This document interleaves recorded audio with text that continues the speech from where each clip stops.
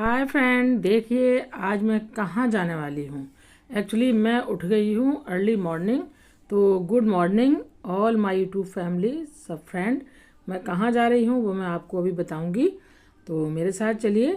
But यहाँ मैं 4 बजे सो के उठी हूँ और मैंने 1 घंटा में अपना सारा काम कर लिया। तो 5 बजे मैं यहाँ से चल पड़ी हूँ। अब कहाँ के लिए चल पड़ी हूँ, तो चलिए मेरे साथ, मैं आपको अभी बताऊँगी। और एक्चुअली मैं वॉइस अपनी दे रही थी, बट रास्ते में इतनी ससराहट हो रही थी कि मेरी वॉइस सारी छुप जा रही थी, कुछ भी समझ नहीं आ रहा था। तो यहाँ देखिए, चलिए मेरे साथ। Hi friend, welcome back to my channel और मैं हूँ सखी संगीत। तो आइए मेरे साथ, मैं कहाँ चल रही हूँ। एक्चुअली सुहाना मौसम है, अर्ली मॉर्निंग है, मॉर्निंग के 5 बजे हुए हैं और 5 बजे मैंने ऑटो किया और मैं चल पड़ी। एक्चुअली इतना दूर के लिए मेरी स्कूटी सेफ़ नहीं थी, तो मैं काफ़ी दूर जाने वाली हूँ और मुझे वो रूट भी नहीं पता कि मैं कहाँ जा रही हूँ। बस ये पता है कि मैं जा रही हूँ। तो मैंने ऑटो वालों को दे दिया और मैंने उससे बोला अपनी जीपीएस खोलो, उस पर डाल दो ये एड्रेस, उस पर मेरे को ले चलो। तो काफ़ी दूर था, उसने उसमें दिखाया मेरे को 2.5 घंटे का रास्ता। तो 2.5 घंटा रास्ता मैंने तय करना था। अब 2.5 घंटे में रास्ते में क्या देखने वाली हूँ, बहुत अच्छा लग रहा था। एक्चुअली चारों तरफ ठंडी हवाएं चल रही थी। एक दिन पहले हमारे यहाँ दिल्ली में बहुत तेज़ बारिश हुई थी, बहुत ज़्यादा। तो इसकी वजह से मौसम इतना ठंडा हो गया था, बहुत मज़ा आ रहा था। और ऑटो में तो एकदम खुला होता है, जैसे कैब होती है तो बंद हो जाती, इसलिए मैंने कैब नहीं की थी, क्योंकि कैब में इतना मेरे को मज़ा नहीं आ रहा था। ऑटो में चारों तरफ से खुला था, तो मुझे बाहर का जो नेचर का है ना, वो लुत्फ़ उठाना था, इसलिए मैंने ऑटो किया और ऑटो में मैं चल पड़ी। तो रास्ते में बहुत आवाज़ें, ससराहट इतनी हो रही थी कि जो मैं बोल रही थी वो मेरी वॉइस बिल्कुल करके डाउन होती जा रही थी, आ ही नहीं रही थी। मैंने खोल के देखा ऐसे मेरी कुछ आवाज़ आ रही हो, बट मेरी कोई आवाज़ नहीं आ रही थी उसमें। तो मैंने सोचा चलो अपने पीछे की बैक वॉइस को बंद कर दूं और अब मैं इसमें अपनी ओवर वॉइस दूंगी। तो कहाँ जाने वाली थी, बहुत अच्छा लग रहा था, तो मैं अपने गुनगुना रही थी। क्या गुनगुना रही थी?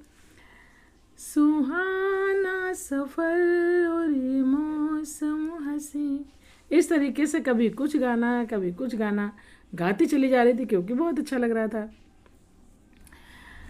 जाकर के रास्ते में कभी पीकॉक की आवाज़ें आ रही हैं, कभी किसी की आवाज़ें आ रही हैं।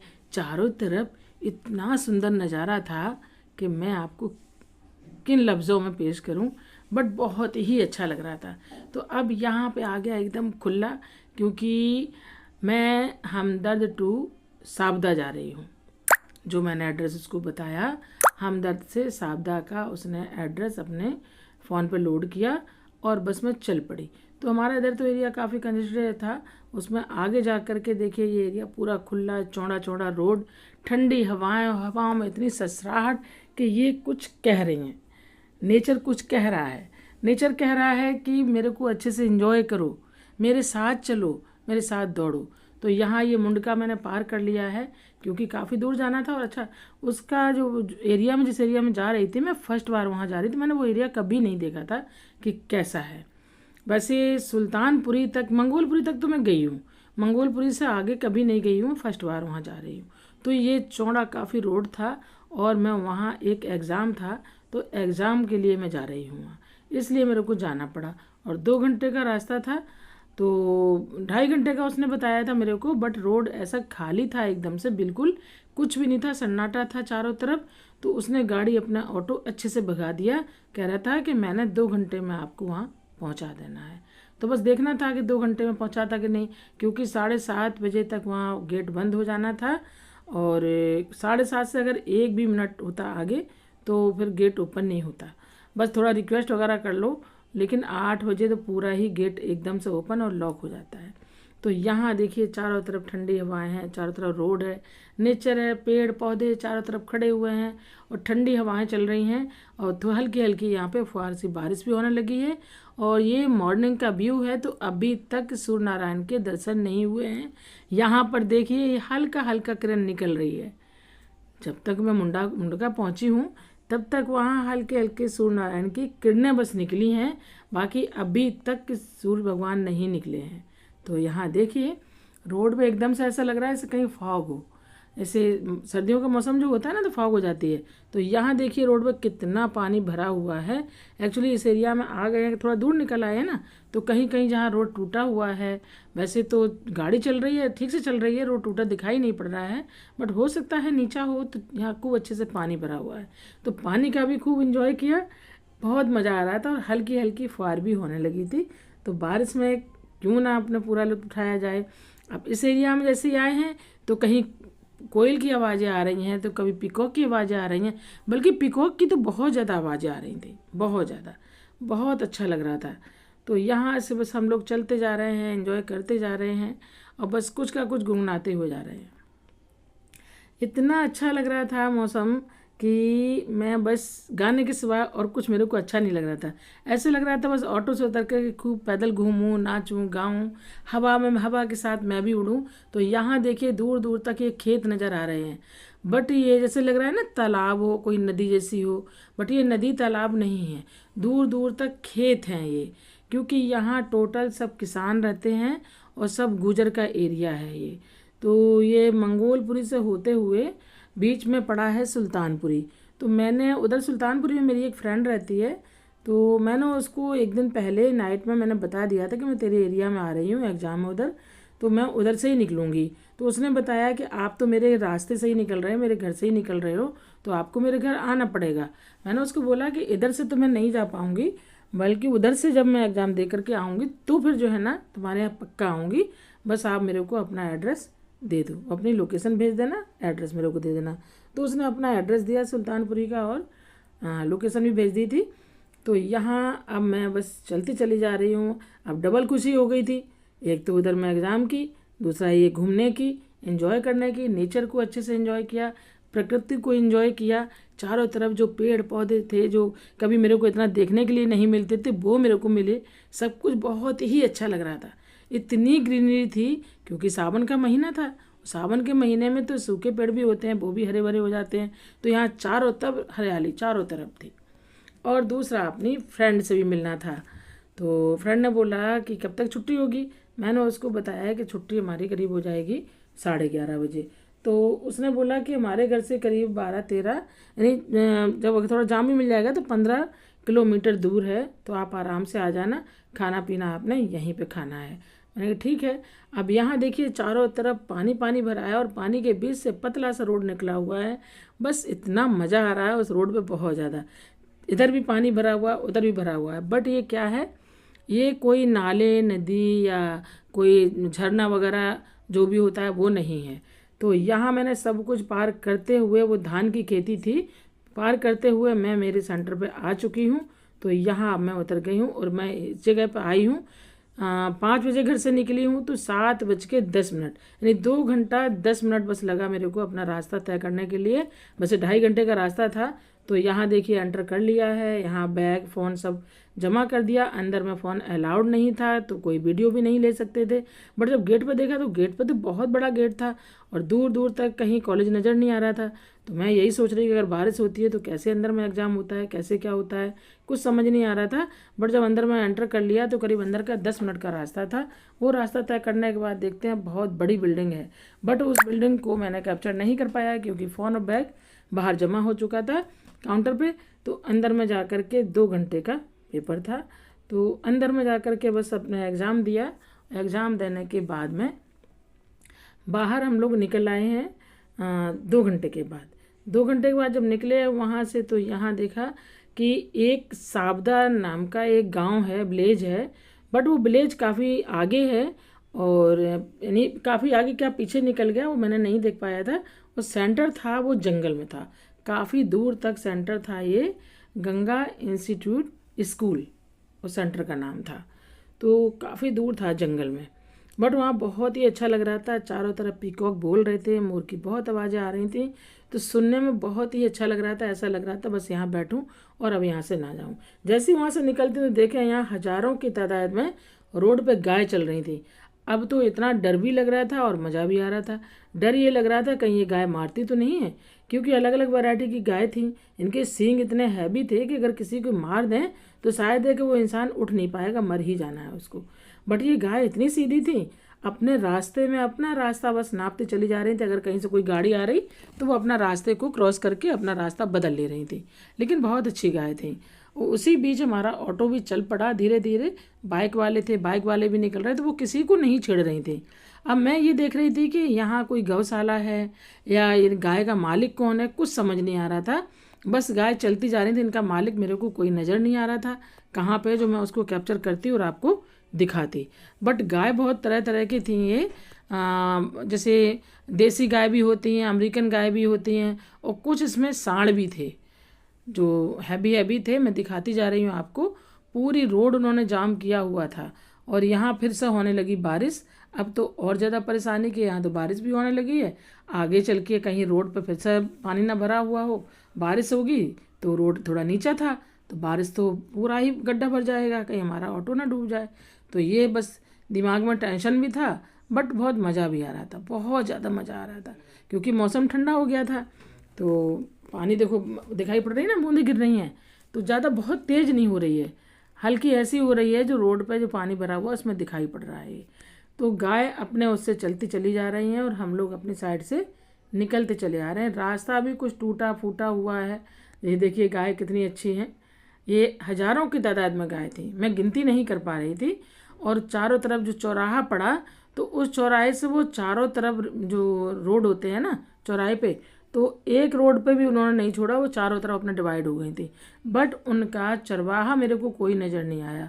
तो मुझे ऐसा डाउट हुआ, हो सकता है यहाँ पर कोई बहुत बड़ा गौशाला हो, ऐसा मुझे लगा। तो चलते चलते वहाँ पे क्या हुआ, एक कंझावला पड़ा। तो कंझावला से मेरे को सुल्तानपुरी की तरफ टर्न करना था। वहाँ पे देखा तो उधर में कोई पानी की प्रॉब्लम रही होगी, तो वहाँ इतना लंबा जाम लगा, लोग धरना पे बैठे हुए थे और वो गाड़ियाँ नहीं निकलने दे रहे थे। अब हम लोग बहुत ज़्यादा परेशान कि किधर से होके जाएं, क्योंकि जो जीपीएस पर डाला हुआ था वो वही रास्ता दिखा रहा था। फिर पूछते पूछते जो है ना, एक जंगल के रास्ते से जो इतना पानी वहाँ भरा हुआ था, लग रहा था कि कहीं गाड़ी यहाँ डूब ना जाए।